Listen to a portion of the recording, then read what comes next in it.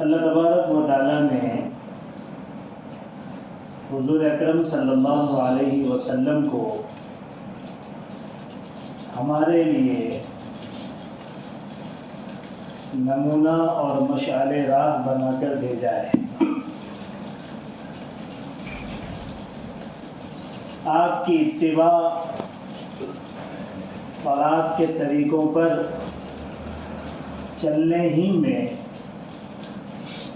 اللہ تعالیٰ نے ہماری کامیابی رکھی ہے۔ پچھلے ہفتے عرض کیا تھا کہ اللہ تعالیٰ فرماتے ہیں کہ اگر تم اللہ سے محبت رکھتے ہو تو اے نبی آپ کہہ دو کہ تم میری اتباع کرو، میری تابعداری کرو، میرے طریقے پر چلو۔ اتباع کا کیا فائدہ ہوگا؟ تو دو فائدوں کا تذکرہ قرآن نے کیا۔ یحببکم اللہ، اللہ تم کو اپنا محبوب بنا دے۔ اس سے بڑھ کر کیا نعمت ہوگی کہ بندے کو اللہ کی محبوبیت حاصل ہو جائے، وہ اللہ والا بن جائے، اللہ اس کا بن جائے۔ اگر اللہ اس کے بن گئے تو سب کچھ اس کا ہو گیا۔ سب سے بڑی چیز جو حضور اکرم صلی اللہ علیہ وسلم کی تابعداری اور اتباع پر حاصل ہوتی ہے وہ اللہ کی محبوبیت۔ اس سلسلے میں گفتگو پچھلے جمعے ہو چکی۔ دوسرا فائدہ اللہ فرماتے ہیں وَيَغْفِرْ لَكُمْ ذُنُوبَكُمْ، اللہ تمہارے گناہوں کو بخش دے گا۔ سب سے بڑی چیز اللہ کا اپنے بندوں کو معاف کر دے رہا ہے، کیونکہ ہر بندہ خطا کار ہے۔ کل بنی آدم،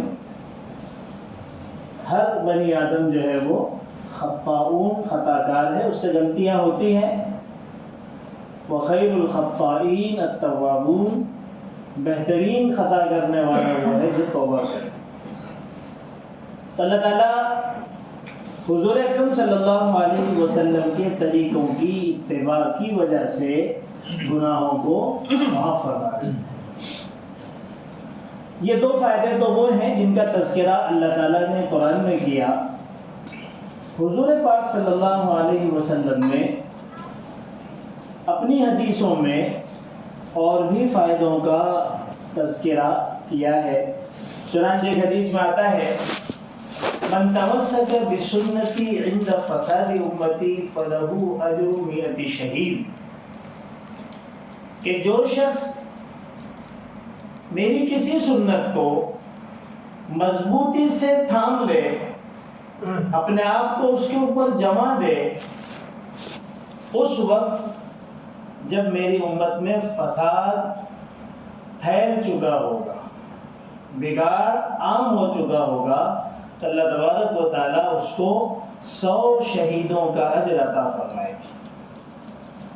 اس سے حضور اکرم صلی اللہ علیہ وسلم کی سنتوں کی اہمیت کا اندازہ ہوتا ہے۔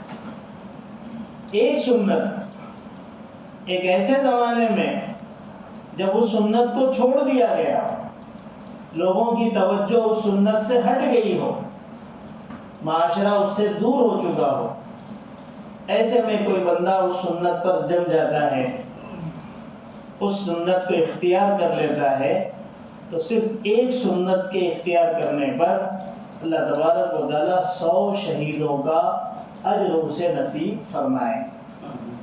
شہادت کتنی بڑی چیز ہے، اس کا اندازہ آپ حضور پاک صلی اللہ علیہ وسلم کی اس خواہش سے لگا سکتے ہیں جس میں آپ فرماتے ہیں لَوَدَدْتُ أَنْ أُقْتَلَ فِي سَبِيلِ اللَّهِ ثُمَّ أُحْيَا ثُمَّ أُقْتَلْ ثُمَّ أُحْيَا ثُمَّ أُقْتَلْ ثُمَّ أُحْيَا، کہ میں چاہتا ہوں، میری خواہش ہے کہ میں اللہ کے راستے میں قتل کیا جاؤں، شہید کیا جاؤں، پھر زندہ کیا جاؤں، پھر شہید کیا جاؤں، پھر زندہ کیا جاؤں، پھر شہید کیا جاؤں۔ 3 مرتبہ حضور پاک صلی اللہ علیہ وسلم نے شہادت کی تمنا کا اظہار فرمایا۔ اس سے اندازہ ہوتا ہے کہ شہادت کتنے اونچے درجے کی چیز ہے۔ حدیث پاک میں آتا ہے شہید کا خون زمین پر گرنے سے پہلے اللہ اس کے سارے گناہوں کو بخش دیتے ہیں، اللہ کے یہاں قبولیت حاصل ہو جاتی ہے۔ قرآن نے الگ الگ پیرائے اور الگ الگ انداز میں شہیدوں کا تذکرہ کیا ہے۔ اللہ تبارک و تعالیٰ جنت میں ایک پرندے کی شکل میں شہید کو چھوڑ دیتے ہیں کہ گھومتے رہو، پھرتے رہو اور جنت کے پھلوں میں سے کھاتے رہو۔ اتنی اعلیٰ زندگی اللہ تبارک و تعالیٰ نے شہید کو عطا فرمائی، اتنا اونچا درجہ اللہ تبارک و تعالیٰ نے شہادت کا دیا ہے۔ تو یہ ایک سنت پر عمل کرنے کا فائدہ حضور پاک صلی اللہ علیہ وسلم نے بیان کیا، ایسے زمانے میں جب اس سنت کو چھوڑ دیا گیا۔ جس دور میں ہم چل رہے ہیں سینکڑوں سنتیں ترک کر دی گئی ہیں، چھوڑ دی گئی ہیں، اس کے مقابلے میں نئے نئے طریقے اختیار کر لیے گئے۔ ایسے موقع پر اپنے معاشرے سے ہٹ کر ان کا مقابلہ کرتے ہوئے سنتوں پر جمنا اور صحیح طریقے پر جمنا، ظاہر سی بات ہے یہ ہمیں پتہ نہیں کتنے سو شہیدوں کا اجر دلا سکتا ہے۔ اسی طریقے سے حضور پاک صلی اللہ علیہ وسلم کے فرمان میں ہمیں ملتا ہے کہ جو شخص میری سنت اختیار کرے گا اور میری سنت سے محبت کرے گا وہ کل جنت میں میرے ساتھ رہے گا۔ کتنی بڑی سعادت اور کتنی بڑی فضیلت کی چیز ہے۔ حضرت انس ابن مالک رضی اللہ تعالیٰ عنہ جو حضور پاک صلی اللہ علیہ وسلم کے خادم خاص تھے، اللہ کے رسول صلی اللہ علیہ وسلم نے حضرت ابو طلحہ رضی اللہ تعالیٰ عنہ کو کہا کہ بھئی ہمیں کوئی ایک سمجھدار سا بچہ دے دو جو ہمارے گھر میں رہا کرے، ہمارے جو ضرورتیں ہیں باہر کی اس کو پورا کرے، کچھ خدمت کر لیا کرے۔ حضرت ابو طلحہ رضی اللہ تعالیٰ عنہ جو حضرت انس رضی اللہ تعالیٰ عنہ کے سوتیلے ابا ہوتے ہیں، انہوں نے حضرت انس کو اپنے اٹھنے کے پیچھے بٹھایا اور حضور اکرم صلی اللہ علیہ وسلم کی خدمت میں لے گئے اور پیش کیا کہ یہ آپ کی خدمت میں رہے گا۔ اس وقت حضرت انس کی عمر 10 سال تھی اور آپ نے پورے 10 سال اللہ کے رسول صلی اللہ علیہ وسلم کی خدمت کی۔ جب اللہ کے رسول کا انتقال ہوا تو حضرت انس 20 سال کے، کتنے خوش نصیب ہیں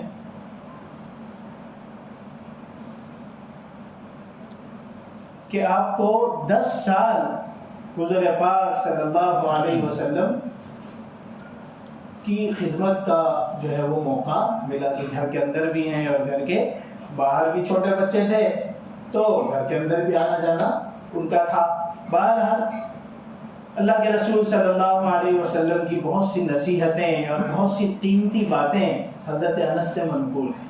ظاہر سی بات ہے خدمت میں ہیں، ساتھ میں ہیں، تو اللہ کے رسول صلی اللہ علیہ وسلم وقتاً بہت سی چیزیں آپ کو تعلیم کیا کرتے تھے۔ اسی میں سے ایک تعلیم یہ تھی جو حضرت انس فرماتے ہیں کہ مجھے اللہ کے رسول نے فرمایا کہ اے میرے بیٹے، اگر تجھ سے ہو سکے کہ تو اس حال میں صبح کرے اور شام کرے کہ تیرا دل غش یعنی کینہ، کپٹ اور لوگوں کے ساتھ جلن اور حسد ان چیزوں سے خالی ہو تو ایسا کر لے، اس لیے کہ یہ میری سنت ہے اور جو میری سنت سے محبت رکھتا ہے وہ مجھ سے محبت رکھتا ہے، اور جو مجھ سے محبت رکھتا ہے کان معی فی الجنہ، وہ میرے ساتھ جنت میں ہوگا۔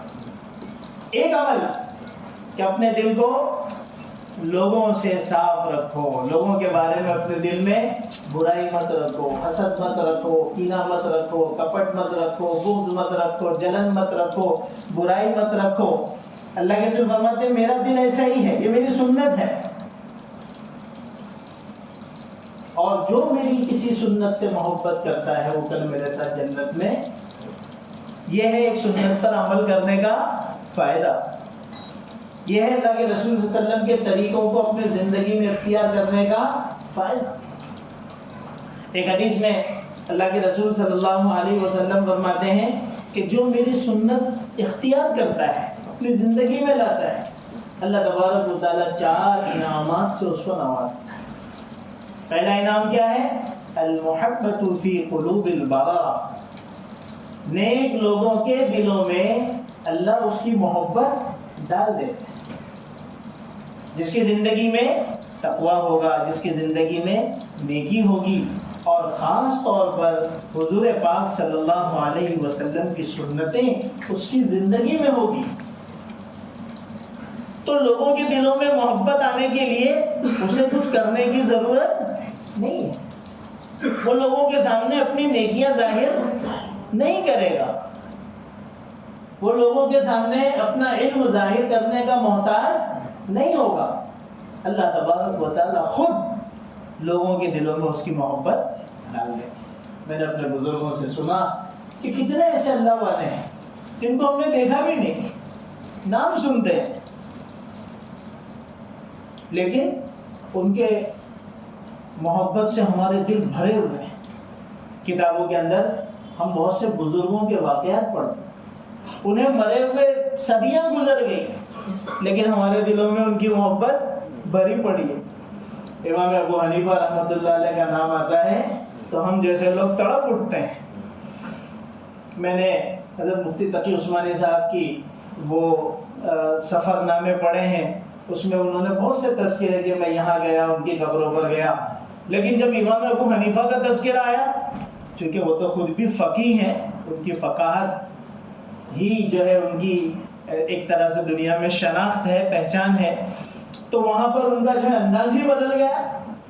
اب امام ابو حنیفہ آج سے 13 صدیوں پہلے والے آدمی ہیں، لیکن دلوں کے اندر ان کی محبتیں دیکھیں کیسی بھری پڑی ہیں۔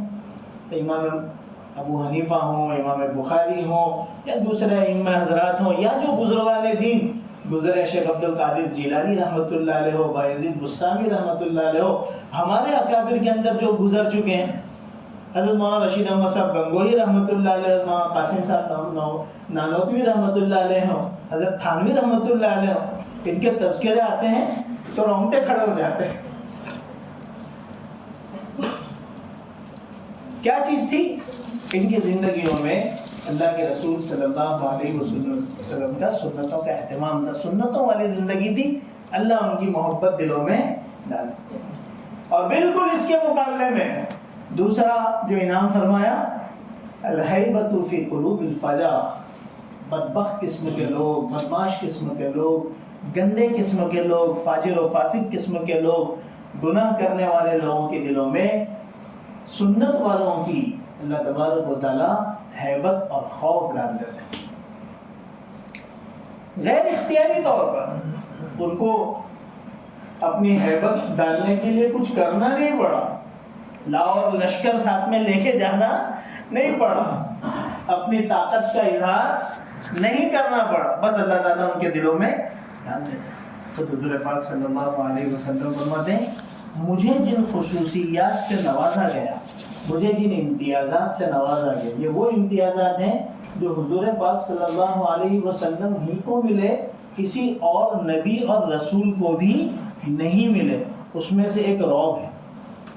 چنانچہ آپ فرماتے ہیں، نصرت بالرعب مسیرۃ شہر، مجھ کو مدد کی گئی رعب کے ذریعے، یعنی میرا رعب پڑتا ہے 1 مہینے کی مسافت تک۔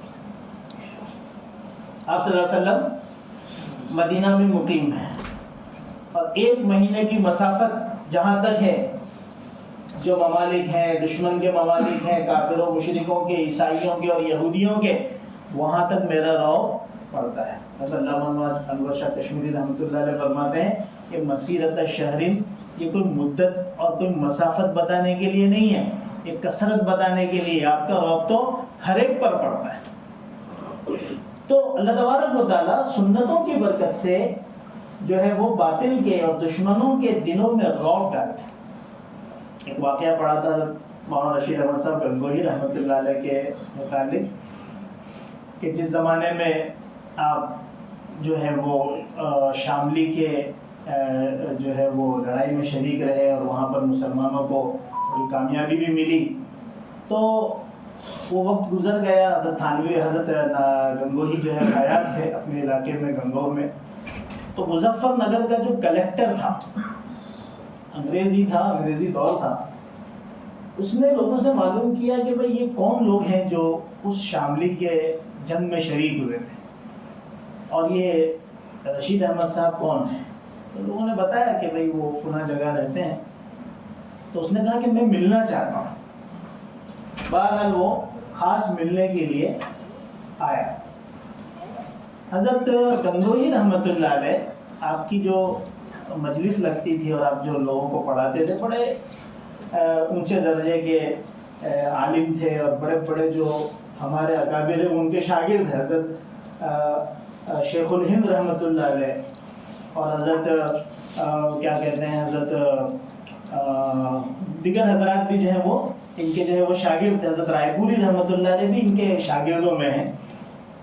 تو بتایا گیا کہ وہ آپ سے ملنے کے لیے جو ہے وہ آ رہا ہے. تو حضرت گنگوہی ناراض ہوئے اور کہا کہ بھائی مجھ سے ملنے کیوں آ رہا ہے. بہرحال جب وہ قریب آیا تو حضرت گنگوہی اپنی مجلس سے اٹھے اور اپنے روم میں گئے اور کیواڑ بند کر لیے. وہ آیا، کچھ دیر بیٹھا رہا، حضرت باہر نہیں نکلے، اور پھر بعد میں وہ چلا گیا. پھر کچھ عرصے کے بعد اس کا خود کا یہاں پر کسی سرکاری کام سے آنا ہوا، اور وہ سرکاری کیا کہتے ہیں، جو گھر ہوتا ہے، سرکاری جو محل ہوتا ہے، اس کے اندر وہ رکا ہوا تھا. تو لوگوں نے کہا کہ حضرت وہ آپ سے ملنا چاہتا ہے، اگر آپ کوشش کریں اور آپ ارادہ کریں تو چلیں اور اس سے مل لیں. اس کی خواہش تھی. حضرت نے فرمایا کہ میرا کیا کام ہے اس سے ملنے کا، اور میں کیوں وہاں جاؤں. تو لوگوں نے کہا کہ اگر آپ چلیں گے تو زیادہ بہتر اس لیے رہے گا، اس لیے کہ اس وقت دارالعلوم دیوبند کے تعلق سے بہت ساری شکایتیں دشمنوں نے ان سے کی ہے. آپ کے جانے سے تصفیہ ہو سکتا ہے، ماحول اچھا ہو سکتا ہے. تو دارالعلوم دیوبند کی نسبت سے کہ بھائی دارالعلوم دیوبند کی حفاظت ہو اور کوئی معاملہ نہ ہو، حضرت نے حامی بھری. اور اس زمانے میں جب کوئی بڑا شخص چلتا تھا تو پالکی میں چلتا تھا. تو حضرت گنگوہی رحمۃ اللہ علیہ کی پالکی اٹھانے میں یہ بڑے بڑے اکابر ہوا کرتے تھے. حضرت شیخ الہند ہوا کرتے تھے، حضرت رائے پوری ہوا کرتے تھے، اور حضرت مولانا خلیل احمد صاحب سہارنپوری رحمۃ اللہ علیہ جیسے جیسے بڑے بڑے بزرگ جو ان کے شاگردوں میں تھے وہ ہوا کرتے تھے. بہرحال پہنچے اور پالکی جیسے اتارے تو وہ اپنے گھر سے دیکھ رہا تھا حضرت گنگوہی کو کھڑکیوں میں سے. جیسے ہی پالکی اتارے حضرت باہر نکلے، حضرت کی سوانح پڑھنے کا کچھ اتفاق ہوا ہے. انتہائی حسین و جمیل اور خوبصورت اور قلبی جو ہے وہ اچھا تھا. جیسے ہی باہر نکلے تو یہ دوڑتا ہوا گیا، اور اس کو یہ بھی یاد نہیں رہا کہ وہ چپل بھی نہیں پہنا ہے، بغیر چپل ہی نکل گیا. جا کے سلام کیا، ملاقات کیا، اور کہنے لگا کہ حضرت کچھ نصیحت فرمائیے. تو حضرت نے وہیں کھڑے کھڑے نصیحت فرمائی کہ دیکھو، اللہ کے بندوں کے ساتھ انصاف کا معاملہ کرو، اللہ کے بندوں کے ساتھ ظلم نہ کرو، ان کے ساتھ بھلائی کا معاملہ کرو. یہ نصیحت کی، اور وہیں سے پھر پالکی میں بیٹھ کر واپس ہو. اور یہ بھی بیچارہ آ گئے. آنے کے بعد پھر اس نے لوگوں سے پوچھا کہ بھئی یہ آدمی تھا کون، اس کو پتہ نہیں. تو کہا رہے بھئی وہی بزرگ تھے جس سے ملنے کے لیے تو پہلے گیا تھا، یہ حضرت مولانا رشید احمد صاحب گنگوہی ہیں. تو کہا کہ عجیب معاملہ تھا، میں جب ان سے ملنے گیا تو میرا دل دھک دھک دھک دھک کانپ رہا تھا، اور مجھ پر ایک عجیب سے رعب کی کیفیت طاری ہوگی. میں کچھ سمجھ نہیں پا رہا تھا، کچھ بول نہیں پا رہا تھا. اور سوچے نا، یہ ان کو کہہ رہا ہے مجھ کو نصیحت کیجیے. تو یہ ہوتے ہیں اللہ والے اور سنت کا اہتمام کرنے والوں کا رعب. اللہ تبارک و تعالیٰ ان کا رعب ڈالتا ہے. تو دوسری چیز جو سنت کا فائدے میں گنائی گئی ہے وہ یہ ہے الہیبۃ فی قلوب الفجر. تیسری چیز سنت کے اہتمام سے السعۃ فی الرزق. رزق کے اندر اللہ وسعت دیتے ہیں، رزق کے اندر اللہ تبارک و تعالیٰ کشادگی دیتے ہیں، رزق بڑھا دیتے ہیں. آج سب سے بڑا مسئلہ لوگوں کا رزق کا ہی ہے. جس کے پاس ہے وہ بھی رزق کے مسئلے میں پریشان ہے، جس کے پاس نہیں ہے وہ تو بیچارہ ہے ہی، اور اس کے لیے پتہ نہیں کیا کیا جو ہے وہ اسباب اختیار کیے جا رہے ہیں، اور کہاں کہاں لوگ جا رہے ہیں. یعنی یہ بھی نہیں دیکھ رہے ہیں کہ ہمارا ایمان بھی سلامت رہے گا، یا ایسے ایسے لوگوں کے پاس چلے جاتے ہیں، ایسی ایسی حرکتیں کرنا شروع کر دیتے ہیں. بعض لوگ آتے ہیں کہ کوئی وظیفہ بتائیں. اب مثال کے طور پر ان کو کوئی آیت بتا دی گئی، کوئی وظیفہ بتا دیا گیا، تو اتنا وہ اس وظیفے میں لگے رہتے ہیں، دن رات ہزاروں ہزار وظیفے کرتے ہیں. اور رزق حاصل کرنے کا ایک آسان وظیفہ اور طریقہ جو اللہ کے رسول نے بتایا. ایک چیز تو دوسری ہے نمازوں کا اہتمام، اور دوسرا اللہ کے رسول صلی اللہ علیہ وسلم کی سنتوں کو اپنی زندگی میں. اب خدا کی نافرمانیاں ہو رہی ہیں، سنتوں کا گلا گھوٹا جا رہا ہے، جنازے نکل رہے ہیں اور وظیفے کھینچ رہے ہیں، کچھ ہونے والا ہے؟ سوچنے والی بات ہے. تو اللہ کے رسول صلی اللہ علیہ وسلم کے سنتوں کے اہتمام میں اللہ تبارک و تعالیٰ نے رزق کی وسعت رکھی ہے. اللہ تبارک و تعالیٰ رزق وسیع کر دیتا. ہم نے اپنے بزرگوں کے یہاں دیکھا، ہمارے علموں میں کوئی کمائی کا ذریعہ نہیں ہے، اور 50 لوگ ایک ایک وقت میں کھا کے جا رہے. اچھے سے اچھا پیسے والا بھی اتنا دعوتوں کا اہتمام نہیں کر سکتا، نہیں کھلا سکتا، لیکن وہاں ساری چیزیں چل رہی ہیں. ہم نے اپنے بزرگوں کے تعلق سے ان کے سوانے میں بھی پڑھا، کہاں کہاں سے لوگ آ رہے ہیں اور کھا کھا کے جا رہے ہیں. یہ کیا ہے؟ اللہ تبارک و تعالیٰ نے ان کے لیے رزق کا معاملہ وسیع کر دیا اور کشادہ کر دیا، ان کے لیے آسان کر دیا. ان کے لیے کھانے کا بھی انتظام ہے، اور مخلوق بھی وہاں سے کھا کھا کے اور لے لے کے جا رہی ہے. اور چوتھی چیز فرمایا الثقۃ فی الدین، کہ دین کے اندر پختگی آتی ہے. سنتوں کے اہتمام سے دین میں پختگی اور مضبوطی آتی ہے. آج ہم اپنے دین میں بہت کمزور ہیں، چھوٹے چھوٹے معاملے کے اندر ہم اپنے دین سے پھسل جاتے ہیں، اس لیے کہ سنتوں کا اہتمام نہیں. اللہ کے رسول صلی اللہ علیہ وسلم کی جیسی محبت دل میں ہونا چاہیے، آپ کے طریقوں کی جو قدر و قیمت دل میں ہونا چاہیے وہ ہے ہی نہیں، تو دین بھی تھوڑا سا ڈاواڈول ہے. تھوڑا سا کوئی مسئلہ آتا ہے تو ہم دین کے معاملے میں پھسل جاتے ہیں. جب انسان سنتوں کا اہتمام کرتا ہے تو دین پہ کیا آتی ہے؟ مضبوطی آتی ہے. الثقۃ فی الدین، دین کے اندر مضبوطی آتی ہے، انسان اڑ جاتا ہے. جو کہ مطلوب ہے، جو چاہا جا رہا ہے کہ انسان دین کے اندر کیا رہے؟ مضبوط.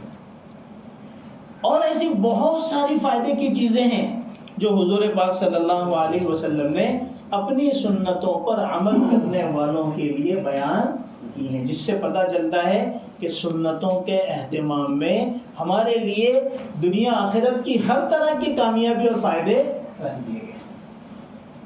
اسی وجہ سے حضرات صحابہ رضوان اللہ تعالی علیہم اجمعین کی زندگی میں جب ہم دیکھتے ہیں تو ہمیں سنتوں کا خاص اہتمام نظر آتا ہے.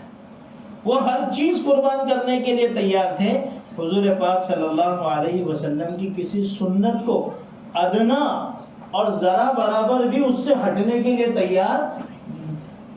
صلح حدیبیہ کے موقع پر جو بڑا عجیب و غریب واقعہ ہے، حضور پاک صلی اللہ علیہ وسلم اپنے صحابہ کے ساتھ نکلے عمرے کی نیت سے، بیچ میں روک دیا گیا. کفار مکہ نے منع کر دیا، تم نہیں آ سکتے ہو. حضور پاک صلی اللہ علیہ وسلم صلح حدیبیہ کے موقع پر جگہ پر رک گئے. وہاں سے حضرت عثمان رضی اللہ تعالیٰ عنہ کو بھیجا، اور آپ نے کہا تھا کہ بھئی وہ لوگ جس چیز پر بھی صلح کریں گے میں راضی ہو جاؤں. حضرت عثمان بڑے خاندان والے تھے، مکہ میں ان کا بڑا جو ہے وہ خاندان تھا، بڑا جتھا لوگ تھے اور بڑے طاقتور لوگ تھے. کیونکہ اس زمانے میں حضرت عثمان ایک طرح سے دشمن ہی تھے، اور وہاں کسی کو پکڑ کے کچھ بھی کیا جا سکتا تھا، تو کسی نہ کسی کی حمایت ضروری ہوتی تھی کہ بھائی ان کی حمایت میں ہی آ گئے تو پھر کوئی کچھ کر نہیں پاتا. حضرت عثمان تشریف لے گئے، ان کے خاندان والے اور قبیلے والے آئے اور آپ کو اپنے ساتھ لے کے گئے. چونکہ ان کی حمایت میں تھے اس لیے کسی قسم کا کوئی ڈر بھی نہیں تھا. اور حضرت عثمان خود بڑی شخصیت تھی، دولت مند رئیس قسم کے آدمی تھے. اب حضرت عثمان جب پہنچے ہیں اور جو کچھ اللہ کے رسول صلی اللہ علیہ وسلم نے پیغام تھا وہ ان کو پہنچا دیا کہ ہم کوئی جنگ کرنے لڑنے کے لیے نہیں آئے ہیں، ہم تو عمرہ کر کے واپس چلے جائیں گے. بہرحال انہوں نے منع کر دیا. کہ ہم اس پر راضی نہیں ہیں. تو حضرت عثمان رضی اللہ تعالیٰ عنہ جب ان لوگوں سے بات کرنے کے لیے جا رہے تھے تو ظاہر سی بات ہے کہ وہ سرداران قریش ہی سے بات کرنا تھا. تو حضرت عثمان کی جو ایزار تھی، جو لنگی تھی، وہ نصف ساق تک تھی. یہ جو پنڈلی ہوتی ہے وہ آدھی پنڈلی تک، کیونکہ حضور پاک صلی اللہ علیہ وسلم کا طریقہ یہی تھا. اچھا، اس زمانے میں مکہ والوں کا جو فیشن تھا وہ کیا تھا؟ ٹخنے سے نیچے. اس زمانے کے کفار اور اس زمانے کے مشرکین اور اس زمانے کے دشمنان دین اور اللہ کے رسول صلی اللہ علیہ وسلم کے جانی دشمن، ان کا طریقہ کیا تھا؟ وہ ٹخنے سے نیچے اپنے لنگیاں اور اپنے جو ہے ازار رکھا کرتے تھے، اس طرح کے وہ زمین پر تھوڑا گھسٹتے ہوئے چلے. تو ان کے خاندان والوں نے حضرت عثمان سے کہا کہ بھئی اتنے بڑے بڑے لوگوں سے آپ میٹنگ کرنے جا رہے ہو، تھوڑا آپ نے ازار کو نیچے کر لو، کیونکہ یہاں کا جو فیشن ہے وہ کیا ہے؟ ٹخنے سے نیچے ہونا، جو آپ کا تو آدھی پنڈلی تک ہے. پتہ چلا کہ اللہ کے رسول صلی اللہ علیہ وسلم کی سنت کیا ہے؟ کم سے کم درجے میں ٹخنے سے اوپر. حدیث پاک میں آتا ہے ما اسفل من الکعبین من الازار فی النار. اتنی سخت حدیث ہے لیکن ہمارے دل اس سے بھی زیادہ سخت ہے. اللہ کے رسول فرماتے ہیں ازار کا وہ حصہ جو ٹخنے سے نیچے ہوگا وہ جہنم میں جائے گا، یقیناً جہنم میں جائے گا. ہم سب تیار ہیں جہنم کے لیے، اللہ ہماری حفاظت فرمائے. تو بہرحال حضرت عثمان کا جو ہے وہ ازار آدھے پنڈلی تک تھا. تو حضرت عثمان نے اس لوگوں سے کہا ہکذا ازرۃ صاحبنا صلی اللہ علیہ وسلم، 1 انچ بھی نیچے نہیں ہوگا.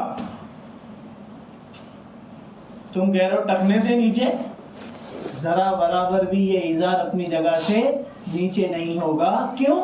اس لیے کہ میرے نبی صلی اللہ علیہ وسلم، میرے محبوب صلی اللہ علیہ وسلم کا ازار اسی طرح ہوتا ہے. ہم تو ان کے طریقے پر چلنے والے ہیں.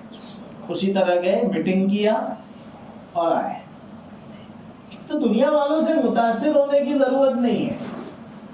آپ دنیا والوں سے متاثر ہوئے تو آپ نے ٹخنے کے نیچے لے لیا، آپ دنیا والوں سے متاثر ہوئے تو آپ ٹخنے کے اوپر آ گئے. آپ دنیا والوں سے متاثر ہوئے تو اگر ذرا سا ایک سوراخ بھی پڑ گیا تو آپ نے اپنی پینٹ پھینک دی. اور آپ دنیا والوں سے متاثر ہو تو آپ پھاڑ پھاڑ کے آج پینٹ پہن رہے ہو. عجیب و غریب قسم کا آپ لوگوں کا معاملہ ہے. دنیا والوں نے آپ کو لٹو بنا دیا ہے. اللہ کے تعالیٰ فرماتے ہیں لقد کان لکم فی رسول اللہ اسوۃ حسنہ. حضور پاک صلی اللہ علیہ وسلم کو ہم نے آپ کو آئیڈیل بنا کے دیا. ان کے زندگی کے اپنی زندگی بناؤ، ان کے زندگی کے طریقے کو اپنی زندگی کا طریقہ ایک جگہ پر رہو گے، نہ آپ کو پینٹ پھاڑنے کی ضرورت پیش آئے گی اور نہ ہاف چڈی میں آنے کی. عجیب قسم کے لوگوں کا حال، ان کی شکلوں کو دیکھو، ان کے بالوں کو دیکھو، ان کے لباس کو دیکھو، واقعی افسوس ہوتا ہے. اور ساری حدیثیں سامنے آ جاتی ہے جو اللہ کے رسول صلی اللہ علیہ وسلم نے علامات قیامت کے سلسلے میں بیان کی. یہ امت آج وہی سارے کام کر رہی ہے اور پھر رو بھی رہی ہے ہمارے ساتھ ایسا ہو رہا ہے اور ایسا ہو رہا ہے اور ایسا، تو ایسا ہی ہوگا. ابھی تو بہت کچھ ہونا باقی ہے. تو شروعات ہے، اس کا انجام اتنا بھیانک ہے جس کا ہم تصور بھی نہیں کر سکتے. ہمیں چاہیے کہ ہم اپنی زندگی کو تبدیل کرنا شروع کریں. ہو سکتا ہے اللہ تعالیٰ اپنے فیصلوں کو کچھ تبدیل کر لیں. حضرت عبداللہ ابن عمر رضی اللہ تعالیٰ عنہ خاص عاشق رسول صلی اللہ علیہ وسلم، ایک ایک عمل کی اتباع کرنا. یہاں تک کہ آپ جب مکہ سے مدینہ اور مدینہ سے مکہ سفر کرتے تو ہر اس جگہ پر رکتے جہاں پر حضور پاک صلی اللہ علیہ وسلم نے قیام کیا. وہ نمازیں پڑھتے، وہ ساری چیزیں آپ بتاتے کہ آپ اس جگہ رکے تھے. وہ ساری علامتیں بھی تھیں، اب وہ ساری علامتیں باقی نہیں تھیں. تو یہ سارا اہتمام حضرات صحابہ کی زندگی میں خاص طور پر اور آپ کے طریقوں پر چلنے والے بعد کے جو علماء تھے، بزرگان دین تو ان کی زندگی میں پایا جاتا تھا. تو وہ سارے منافع دنیاوی ان کو حاصل تھے اور آخرت تو انہی کے لیے. تو حضور پاک صلی اللہ علیہ وسلم ہی ہمارے لیے نمونہ ہے. آپ ہی کی زندگی کو اپنی زندگی بنانے میں ہمارے لیے اطمینان، سکون اور بہترین زندگی انشاءاللہ حاصل ہوگی، آخرت میں بھی کامیابی حاصل ہوگی۔ اللہ تعالیٰ ہم سب کو ان باتوں پر عمل کرنے کی توفیق نصیب فرمائے۔ وآخر دعوانا